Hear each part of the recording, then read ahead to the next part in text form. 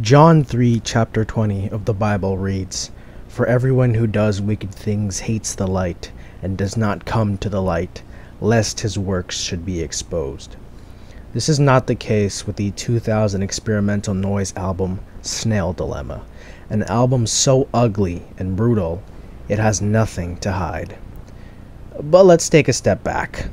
Harsh noise, or simply noise, is a genre of music that is comprised of mostly distorted vocal, electronic, or physical noise, edited and spliced to create a cacophony of brutal and harsh, ear-piercing noise. And I love it. I'm a huge mega fan of noise, listening to it daily and even collecting some albums of my own on CD and vinyl. Some of my favorite artists consist of Merzbow, Hanatarash, The Ghetto Getty Gay Gay Gay, Masana, Boredoms, Hijo Kaiden, and so on. I relish in plugging in my earphones and listening to these barrages of harsh noise for hours on end, and discovering new artists and albums every day.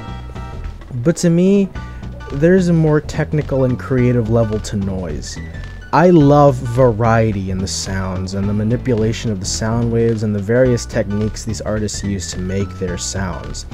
Artists like Vamir and Rita honestly bore me because it's usually the same thing every time. No variety in sounds, no shifts in pitch, nothing. But what if someone were to make something so outlandish, so out of this world that it stumps even a noise aficionado such as myself? I bring you Snail Dilemma. You can file Snail Dilemma under several different categories. It's noise, it's avant-garde, it's experimental, it's field recording, it's Snail Dilemma. There's no such thing like it anywhere else. Created by the group Runzelstern and Gurgelstock and released in the year 2000 on CD. Well, I should mention that the 2000 CD release of Snail Dilemma has hair! Yes, hair!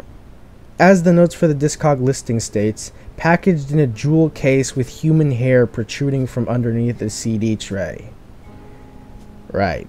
So what exactly is Snail Dilemma? Well, it begins with a 15-minute track for string quintet and ass trumpet, which is solely 15 minutes of a woman screaming in pure agony as violins are played all around her. Okay, maybe it isn't agony. Many people are quick to assume her screams are brought on by some form of torture or pain, but to me, this seems to be more of a subtle case of scream therapy. A form of therapy in which a person will continuously scream and maybe even cry for long periods of time in order to relieve stress or trauma. In this case, it may be a more artful form of screaming. That's the thing. It feels like this album is trying way too hard to be artful or meaningful, but can come across as just plain pretentious. Although I do think the mixture of sweet, harmonizing violins and the screaming of the woman catch you off guard, as the screaming begins about 5 minutes into the song, and it's a nice contradicting mix.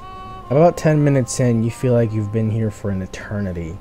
I assume most people wouldn't make it to 5 minutes, and even less would stay when the screaming begins, but soon enough the song ends, and the album gets quiet. Really quiet. It gives the listener time to think, and take in what just happened. It's eerie. And from here on out, the rest of the album consists of various random studio recordings featuring piano, violins, and occasional shouts and even burps. This is where the album truly tests your will to listen, as this drags on for the remaining 40 minutes. Yes, this entire album sits at 53 minutes, and this is my biggest gripe. It is too damn long. Way longer than it deserves to be. If you were to chop out the most unnecessary bites of this LP, you would be left with a runtime of about 30 to 35 minutes, a much more reasonable and tolerable time. But with an album full of mostly silent or monotonous moments, it makes for an exhausting listen.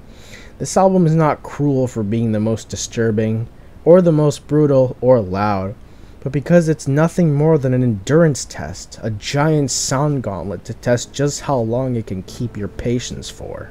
The last 5 minutes of the album are actually quite interesting. We get some more piano banging and the occasional screaming, but then someone introduces a shotgun into the mix.